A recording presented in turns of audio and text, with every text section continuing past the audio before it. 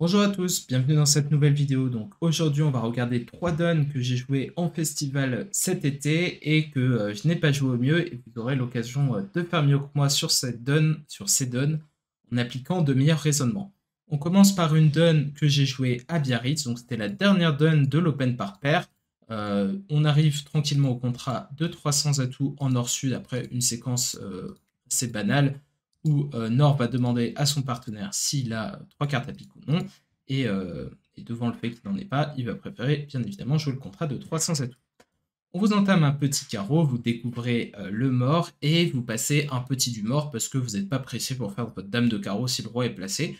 Donc ça paraît normal de passer un petit et vous prenez le 9 d'Est de votre race. Bon, là, votre couleur la plus forte, c'est clairement les piques, donc ça paraît tout à fait sain de jouer As de pique et pique. Euh, vous, vous mettez la dame du mort et votre adversaire de droite réfléchit assez longtemps et prend du roi de pique pour switcher trèfle. Alors, ce 2 de trèfle, dans cette situation, normalement, c'est un petit prometteur, donc vous avez de bonnes chances de faire la levée en passant le valet, et il va falloir commencer à faire des impasses, parce que si vous mettez petit là à ce stade, vous allez avoir des problèmes sur comment se joue la fin du coup, parce que vous n'avez pas joué carreau, vous n'avez pas joué trèfle, ça devient compliqué. Donc vous mettez le valet, ça a de bonnes chances de faire la levée, mais votre adversaire de gauche met la dame, donc vous mettez le roi dessus, et vous tirez votre valet de pique. Alors là, vous avez une bonne surprise, les piques sont répartis, donc vous tirez le quatrième pic, et vos adversaires vont défausser très rapidement. Cœur à votre droite et trèfle à votre gauche, tout ça est arrivé très vite. Vous tirez un dernier pic et votre adversaire de droite défausse un nouveau à cœur, et je vous laisse réfléchir à votre défausse et à votre fin de coup. Alors, qu'est-ce qui se passe à carreau? Alors, c'est très bizarre. Votre adversaire de droite a rejoué trèfle alors que ça paraît pas être une couleur avec un avenir fou. Et alors qu'il aurait pu rejouer carreau pour affranchir le roi quatrième de son partenaire si son partenaire avait le roi de carreau quatrième. Donc, il est très probable que Est est plutôt le roi de carreau et qu'il attend de traverser la couleur du mort. Donc, vous pouvez placer le roi de carreau troisième en Est. Donc là, il lui reste le roi second. Alors, qu'est-ce qui se passe à trèfle? Il a quand même rejoué le 2, donc il a probablement 4 ou 5 trèfles au 10, donc il lui reste 0 ou 1 cœur. Alors, probablement pas un honneur sec, hein, parce que à cœur, il aurait quand même pu, au lieu de défausser un deuxième cœur, il aurait pu simplement défausser un trèfle pour garder son honneur à cœur second. Donc, les cœurs n'ont pas beaucoup d'avenir. Alors, sachant tout ça, eh ben, vous avez une ligne qui vous permet de gagner à 100%, c'est de défausser un cœur de votre main.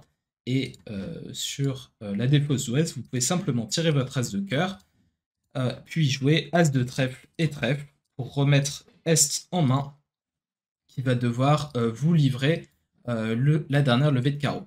A noter que s'il avait défaussé à cœur, quand vous avez tiré l'as, il était squeezé. Soit il devait assécher son roi de carreau sec, et dans ce cas-là, vous auriez pu jouer petit carreau du mort, soit il défausse un trèfle, et vous pouvez faire la remise en main comme fait ici. Donc voilà, roi de carreau et carreau pour aller jusqu'au bout du coup. Hop, 300 égales vous assure un très bon coup, un 78%. Voilà, si vous avez gagné ce coup. Dans le cas contraire, vous auriez marqué un triste 37% comme moi. On passe à la deuxième donne, donc cette fois on est au Festival de Saintes, donc dans une magnifique pièce, et vous allez arriver au contrat de 3 piques après la séquence suivante, un sans atout en or, 2 carreaux en Est qui signifie une majeure sixième, vous dites 2 piques compétitifs, tant pis si en Est on a 6 cartes à pique, c'est très improbable, on dit 3 cœurs en Ouest, votre partenaire dit 3 piques, et vous vous arrêtez ici. Entame du 6 de cœur, et vous avez la chance de faire votre dame de cœur, puis de rejouer la dame de carreau. Alors jouer pique tout de suite, ça peut se faire, mais bon, vous n'avez pas d'urgence particulière pour cela, donc autant commencer par une impasse carreau, quand votre adversaire ne sait pas vraiment s'il faut couvrir ou pas, vous pourriez avoir des bonnes informations.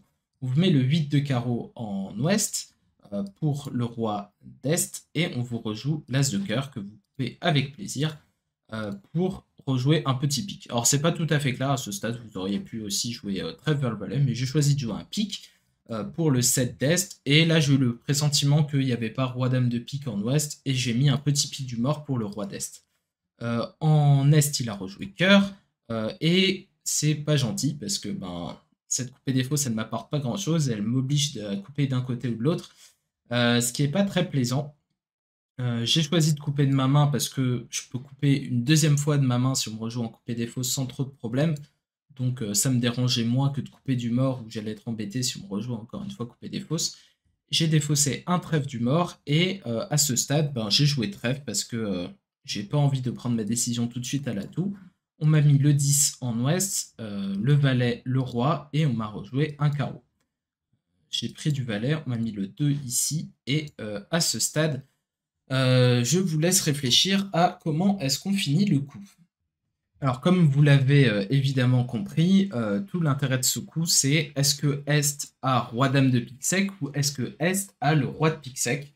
Est-ce que je dois faire l'impasse pique ou est-ce que je dois les tirer en tête? Alors, pour savoir tout ça, on va s'appuyer sur différents éléments. Le premier, c'est que c'est un moindre choix à pique, puisque avec roi-dame sec, il peut mettre aléatoirement la dame ou le roi, alors qu'avec le roi sec, il est forcé de le mettre.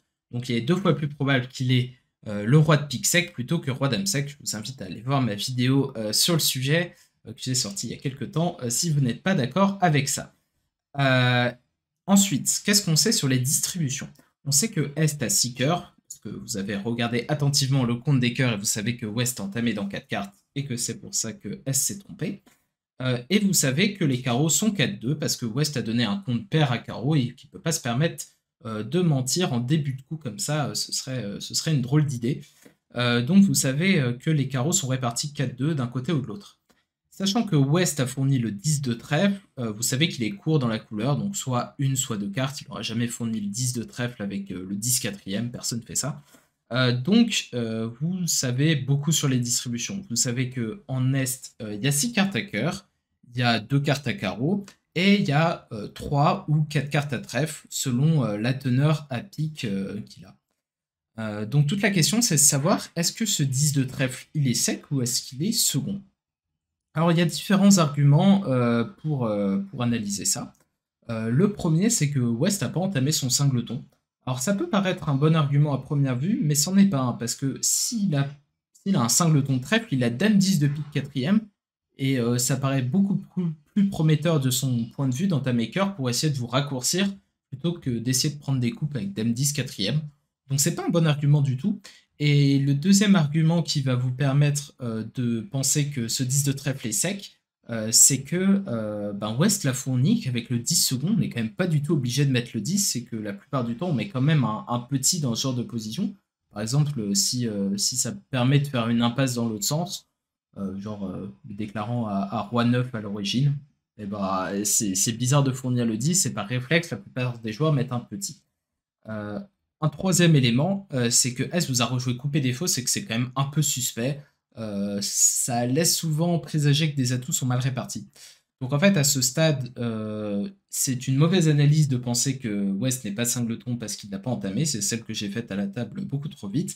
Et il faut rejouer ici à ce stade tous ses trèfles pour forcer Est à couper. Donc bon, soit il coupe maintenant, soit il coupe plus tard, mais ça change rien. Donc je vais vous montrer ce qui se passe s'il coupe maintenant. Il vous rejoue. Bon, si vous rejoue couper des fausses, vous coupez de votre main et vous faites l'impasse. Et si vous rejoue carreau, vous prenez en main, vous faites l'impasse et vous tablez. Donc voilà, c'est la fin du coup. Il fallait juste déduire que votre adversaire de gauche avait dame 10 de pique quatrième à l'origine et vous gagnez vos contrats, ce qui vous assure un très bon coup. J'ai plus la note en tête. Voilà, on va passer à la donne 3. Pour cette dernière donne, on va se rendre à La Baule avec un nouveau t-shirt, donc c'est la dernière séance de l'Open par paire. Et vos adversaires enchérissent un sans atout de cœur, de pique, 2 sans atout naturel propositionnel, sur quoi vous entamez le 8 de trèfle. Pour le 9 du mort, la dame du partenaire, l'as du déclarant, qui rejoue carreau pour son roi, et carreau vers le valet. Alors vous jouez les signaux l'éventail sur la première couleur, je parle déclarant, donc votre partenaire vous appelle à trèfle. Donc vous rejouez le 7 de trèfle en paire impair du résidu et votre partenaire met le 2. Et donc le déclarant fait la levée du 10. Il joue ensuite valet de cœur et cœur, duquel le premier tour, pour sa dame, et vous faites votre as. Et maintenant je vais vous demander de finir correctement ce coup.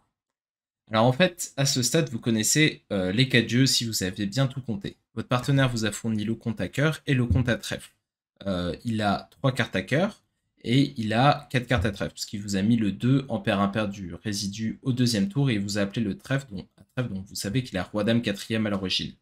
Et donc, par inférence, comme il a 3 cartes à pique, vu que le déclarant n'a pas rectifié à pique, il a 3 cartes à carreau, et donc le déclarant a une main qui est complètement connue. Il a As-Valet 10 de carreau 5e, Roi-Dame de cœur 3e, l'As de trèfle 3e, et donc il lui reste 2 cartes à pique. Donc qu'est-ce qu'il lui reste comme honneur? Bah, on voit qu'il a 5 points à carreau, 4 points à trèfle, ça fait 9, le Roi de cœur et la Dame de cœur, ça fait 14. Bon, il lui faut normalement un point pour compléter son ouverture. Bon, c'est probablement le cas. On peut sûrement lui mettre valet de pique, en tout cas sûrement pas la dame, parce qu'avec 16 et une belle 5e, on peut supposer qu'il aurait dit 300 atouts. Donc voilà où on en est. Maintenant, quelle carte il faut rejouer? Alors, un premier raisonnement, ce serait de se dire que pour battre le contrat, bah, il faut jouer pique et espérer que le déclarant passe la mauvaise et que ensuite on puisse faire en nord-sud 2 levées de pique et 2 levées de trèfle encore à ce stade. Parce que si on joue trèfle, on assure égal.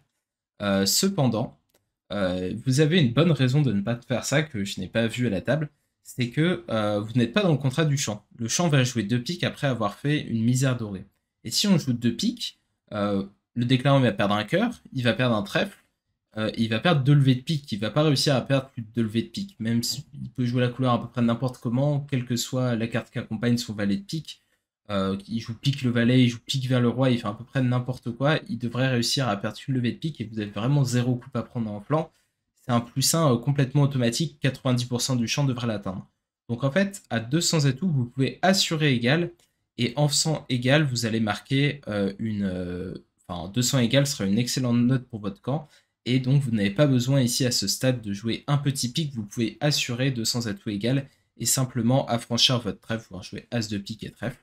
Moi j'ai joué pique, et la déclarante a mis le roi, alors je vais vous montrer les 4 jeux, elle a respiré un grand coup, elle a mis le roi de pique du mort, et donc ben, elle a fait 200 atouts +1, et elle a marqué un excellent coup, alors que c'est moi qui l'aurais marqué si j'avais tiré l'as de pique pour assurer égal.